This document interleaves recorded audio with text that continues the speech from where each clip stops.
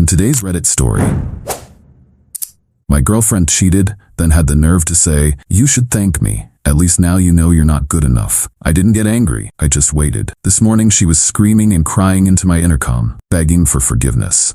If someone told me a year ago that my girlfriend would stab me in the back and laugh about it, I would have called them crazy.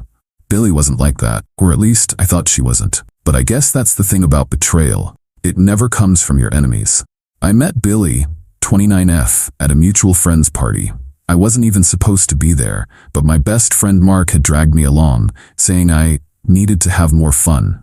I wasn't really the type for loud house parties, but when she walked in, I suddenly didn't mind being there. Billy had this energy, the kind that pulled you in without even trying. She was confident, always the loudest in the room, and had this way of talking that made you feel like the most interesting person in the world. We hit it off that night, not in the over-the-top, love-at-first-sight kind of way. More like we kept talking long after the party died down. She told me about her job in event planning, her dream to run her own business one day. I told her about my work in software development and how I was trying to buy my first place. Somewhere between the teasing, the late-night drive to grab food, and the way she stole my hoodie because she was freezing in 65-degree weather, I fell for her. A year later, when she suggested moving in together, I thought it made sense. I had been saving up for a house, but Billy convinced me, why waste money living apart when we're already spending every night together? She was right, so we got a place. A nice apartment downtown, splitting rent. Or at least, that was the original plan, because somehow as months passed, I started covering more and more of the expenses. First, it was because she had unexpected bills. Then, she had a work emergency and needed to borrow money. I didn't mind at first. I mean, we were a team, right? Turns out I was just the bank. I always believed that if someone cheats, there are signs. Late nights, hiding their phone, being weirdly distant. Billy? She was the opposite. If anything, she was more affectionate than usual. More I love you texts, more random date nights. And that's what threw me off. I wasn't looking for the usual red flags. I wasn't expecting her to be overcompensating. Then, one day her tablet died. She asked me to plug it in while she was in the shower. The moment I did, her notifications flooded the screen. At first, I wasn't going to look, but then I saw a message that made my stomach drop. "This weekend was amazing, love. Can't stop thinking about you." From someone named Adrian. I opened it. There were photos, some from a hotel room, some from a beach. None of them were of me. I waited, not because I was unsure of what to say, but because I wanted to see how long she'd keep lying. She walked into the living room, towel wrapped around her hair, all smiles. "Hey babe, what's up?" I turned the tablet around, showing her the screen. "Who's Adrian?" For a second, just a second, her entire face dropped. Then, she laughed. "Oh my God, you actually looked through my phone? That's pathetic." My blood went cold. "That's all you have to say?" She rolled her eyes and walked past me, like this was some minor inconvenience. "James, please, don't be dramatic, it's not that deep." "Not that deep? You've been sleeping with someone else." She grabbed her phone and flopped onto the couch, completely unfazed. "Okay, first of all, it's not like you ever made me feel special lately." I stared at her. "Excuse me?" She let out a dramatic sigh. "Look, you're a nice guy, okay? But honestly, you should be thanking me." "What the hell are you talking about?" She looked me dead in the eye and smirked. "At least now you know you're not good enough." Silence. For the first time in my life, I felt actual physical rage. She wasn't even sorry. She felt justified. Like I owed her something. Like I should be grateful she even wasted time on me. I clenched my fists, took a slow breath, and stood up. She watched me, smirking like she had won. Like she expected me to storm out, cry, or beg her to stay. But instead, I smiled, and that's when she got nervous. "You're not mad?" I shook my head. "No, not at all." I didn't explode, I didn't scream, I didn't break anything. I just stood there staring at the woman I had loved for years as she looked me in the eye and said the words that would haunt me for weeks. "At least now you know you're not good enough." She actually smirked when she said it, like she had won, like she had completely broken me, but I didn't give her the reaction she wanted. I took a slow breath. "Okay." She blinked. "What?" I said, "Okay, I get it, we're done." For the first time, she looked surprised. Like she expected me to beg, to argue, to prove her wrong, but I wasn't going to. I was done. And with the calmest voice I had ever used, I said, "Get your stuff and get out of my house." At first, she laughed, like I was joking. But when she realized I wasn't, she flipped. "Oh, come on, James. Don't be ridiculous. We can talk about this." "No," I cut her off. "There's nothing to talk about.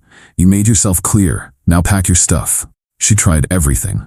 Gaslighting, fake crying, insults. She went from, "I didn't even do anything wrong," to, "You'll never find someone as good as me," in a matter of minutes. I just sat there, arms crossed, watching her scramble for control. She didn't love me. She just hated losing her safety net.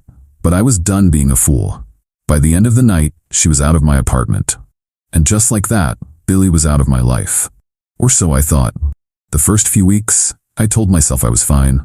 I threw myself into work, hung out with friends, told everyone I had moved on. But no matter how much I tried to ignore it, her words kept ringing in my head. "At least now you know you're not good enough." I replayed it over and over, trying to understand how someone could be so cruel to someone who loved them. And that's when I realized something. I wasn't angry anymore. I was focused. I had spent years treating her right, supporting her, building her up. And now, I was going to take all of that away. But not in the way she'd expect. There's a saying that goes, cheat on a good man and karma makes sure you end up with the terrible person you deserve. In this story, I was the good person, and now I am also going to be that terrible person. I spent the next few weeks digging. I needed to know how badly she had fallen without me. And as it turned out, she was struggling, badly. Without me covering for her, she had racked up debt. She had to move back in with a friend because she couldn't afford rent. And Adrian, the guy she cheated with, already dumped her. Apparently he had another girlfriend the whole time. Poetic justice, really. But I wasn't here to watch karma do the work. I wanted my hands on it. So I did something I never thought I'd do. I reached out to her. I made it look casual. No bitterness, no anger. Just a simple, "Hey, hope you're doing okay." And just like that, she latched on. Within hours, she responded. James, I was actually thinking about you. I miss talking to you." I smiled, because I knew exactly what she missed. Not me, my money. And so I played the role she expected. The kind ex. The mature guy who had moved past everything. I let her think I still cared. That maybe, just maybe, I was dumb enough to take her back. I took my time. I let her vent about how hard life had been. I let her complain about how no one treats her like I did. I let her drop little hints about how it's so hard financially. And then, I gave her exactly what she wanted to hear. "Maybe we should give us another shot." Her response? Immediate. I think about that all the time. I was actually hoping you'd say that. Of course she was. Because she didn't love me. She loved the comfort I provided. She thought I was her safety net. But what she didn't know, I was the net that would strangle her. The next few weeks were crucial. I needed to get her comfortable, to make her fully believe I was back under her spell. So I took her on nice dates, paid for things, let her feel secure again. She even started staying over at my place again. I had her right where I wanted her, comfortable, relaxed, thinking she had completely pulled me back into her orbit. And that's when I started pulling the strings. At first, I didn't do anything drastic. I just started dropping little things here and there. A comment about how I'd been saving up for something big. A vague mention of a potential promotion. A fake slip-up where I accidentally left my laptop open on a message about an upcoming business opportunity. And just as expected, Billy took the bait. "Hey babe, what's this?" she asked one evening, pointing at the laptop screen. I pretended to hesitate. "Oh, it's nothing, just something I'm looking into. Not a big deal."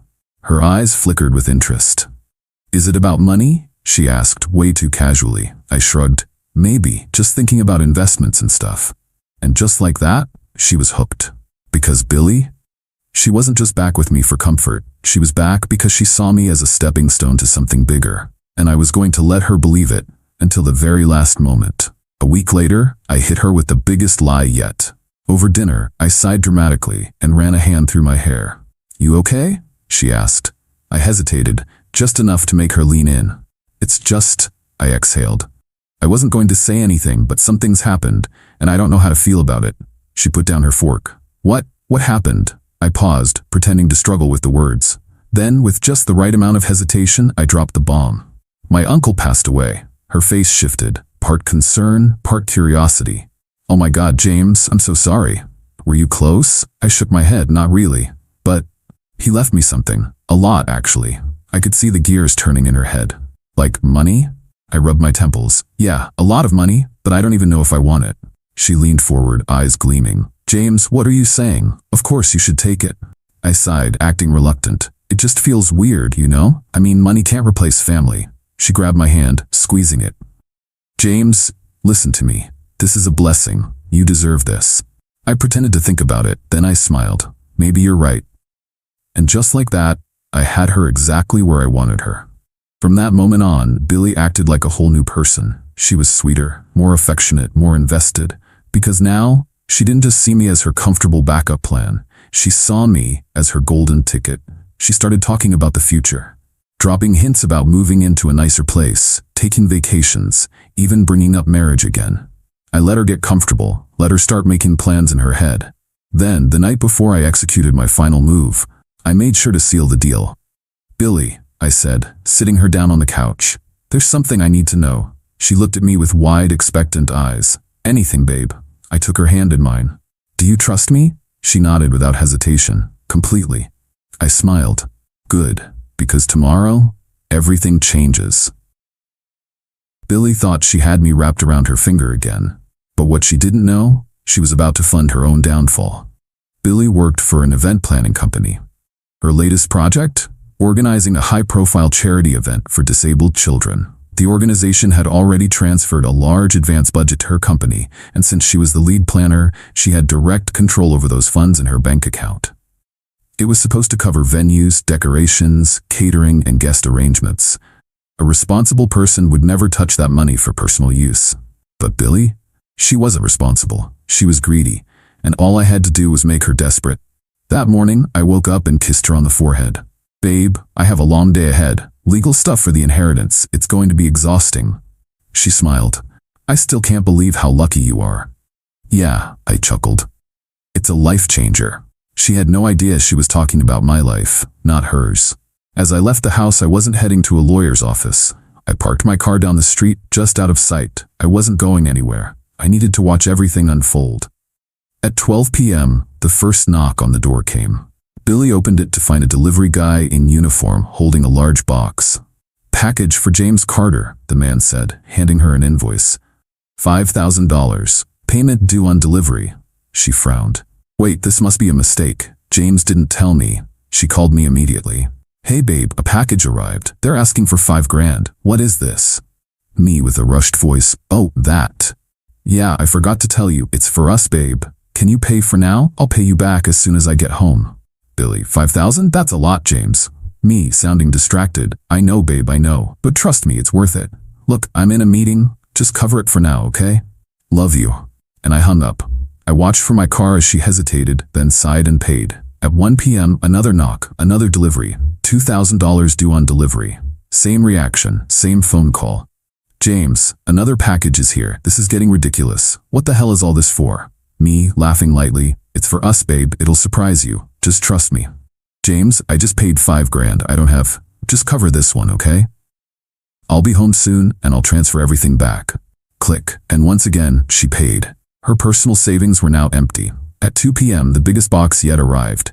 $8,000 due on delivery. But this time, Billy had no money left. Panicked, she called me. James, I literally don't have any more money. I've already paid $7,000 today. Me acting distracted and rushed. Shit, babe. I didn't expect them to deliver so fast. Listen, just one last payment, okay? This is the most important one. Billy, I don't have money. Me, gasping dramatically. Oh my God, I forgot to tell you. I lowered my voice, making it sound urgent. The inheritance? It's way bigger than I thought. I can't talk much, but babe, we're looking at millions. Just cover this last one, and when I get home, we'll be set for life. Her breathing changed. The greed overtook the hesitation, and then she made the worst decision of her life. She transferred money from the charity event funds, $8,000 gone. The perfect crime. As Billy thought she was securing her future, I was living my best life. I went to a nice restaurant, had a steak and a drink. I even went to a movie alone just to pass the time. Every now and then I'd check my phone. Calls from Billy. Dozens of texts. James, when are you coming home? James, this is getting weird. Please call me. I opened the boxes. What the actual F? You need to explain this right now. Because when she finally opened the packages, she realized every single one was filled with nothing but rocks. Billy was spiraling. She had been so blinded by greed, so eager to secure her golden future, that she never even questioned why I was asking her to pay. And now, she was broke. The charity fund was gone. And worst of all, she had absolutely no idea what was about to hit her. By 8 p.m. my phone had been buzzing nonstop. James, answer me now. The TF is going on? Where are you? I need to talk to you. James, this isn't funny. Call me. She was panicking, because the moment she opened the packages and found them filled with rocks, she knew she had been scammed and that she had just made the biggest mistake of her life. I waited. Let her stew in her own fear for a few more hours. And then, at 10 p.m., I finally responded. I can't come home right now. Meet me at Café Rhone in 30 minutes. Billy raced to the cafe, probably thinking I was about to explain everything. Then I'd reassure her. That I'd tell her it was all a misunderstanding, but when she walked inside, she didn't see me. Instead, sitting at a table waiting for her were the CEO of the charity organization, her direct manager from the event planning company. I went home, poured myself a drink, and waited. Hours later, my phone buzzed. An email. Subject line, the Billy Carter situation, full report. I clicked play on the attached voice recording of the confrontation at the cafe. And as I listened to her breakdown, screaming and begging for mercy, Miss Carter, we need to talk. Her manager said. Her face went completely pale. What's going on? She stammered. The CEO slid a file across the table. We received a tip from your boyfriend James today, he said, voice cold, that you have been using charity funds for personal expenses. Her voice filled with horror. What? No, that's insane. I would never. Her manager cut her off. Our financial records show that $15,000 is missing from the event budget, and we traced the transfers directly to your personal account. Billy froze. She knew she had no way out. She had transferred the money herself. And I had made sure all evidence pointed directly to her. There must be some mistake, she whispered, her voice cracking. The CEO sighed. We're not here to listen to excuses, Miss Carter. We're here to tell you that we're pressing charges. Her knees buckled. Wait, no, please. You stole from disabled children, her manager spat. You're finished. She was begging, pleading for another chance. But they weren't listening, because in their eyes, she wasn't a victim. She was a thief. By midnight, Billy finally stumbled back to our apartment. Her career, destroyed. Her reputation, ruined. Her future, dead on arrival. While she was at the cafe fighting for her life, I had been packing up all her things. Perhaps every last piece of clothing, every expensive item I had bought her, all dumped outside on the sidewalk. And when she tried to unlock the door, her key didn't work, because I had changed the locks. I glanced at the intercom screen. There she was. Billy. Her hair was a mess, her makeup smeared, and her eyes wild with desperation. She was sobbing uncontrollably. James, open the damn door! She shrieked, slamming her fist against the intercom button. Please, let me in, let me explain. I took a slow sip of my whiskey, because what was there to explain? She did this to herself, and now she had to live with it. I know you're in there, James. Please, I have nowhere to go. Not my problem. I leaned forward, pressed the intercom button, and simply said, you should have thought about that before stealing from disabled children. Her breath hitched. Tears ran down her face as she gripped the speaker, voice cracking with raw desperation. I was tricked. I didn't know. I did it for us. Us? I actually laughed. Billy, you didn't do this for us. You did this because you thought you could manipulate me. Again, but you forgot one thing. I let the silence stretch out. Then I delivered the final blow. I'm not your fool anymore. Then, I hung up. She lost it. She banged on the door, screaming my name. I poured myself another drink, and ignored her completely. As I sipped my whiskey, I pulled out my phone and reviewed everything, because the best revenge is one that's airtight. No evidence, no loose ends, no way to trace it back to me. Every order Billy paid for, the receipts were set up under a temporary account. The money didn't go directly to me. It was redirected through multiple dummy vendors. Within 24 hours, the funds were bounced back to my private offshore account, which meant no proof the transactions ever benefited me. I had switched off the door camera for 24 hours before the deliveries started. The landlord confirmed Billy's name was never on the lease. When she tried to claim she lived here, there was zero evidence supporting it, which meant she legally had no right to the apartment. She voluntarily took money from the charity deposit. The transactions were initiated from her account, under her name, using her login credentials. The organization had a full audit trail proving she had moved the funds, which meant, even if she tried to blame me, there was no way to prove I was involved. By morning, the real nightmare would begin for her. Because the charity organization was pressing charges. The event planning company fired her on the spot. She was now blacklisted from the entire industry, and her bank account completely frozen for fraud investigation. She was finished. And the best part? She never even saw it coming. I woke up the next morning feeling refreshed, checked my phone, 27 missed calls from Billy, 32 unread texts, one final message from an unknown number. You ruined my life. I have nothing left.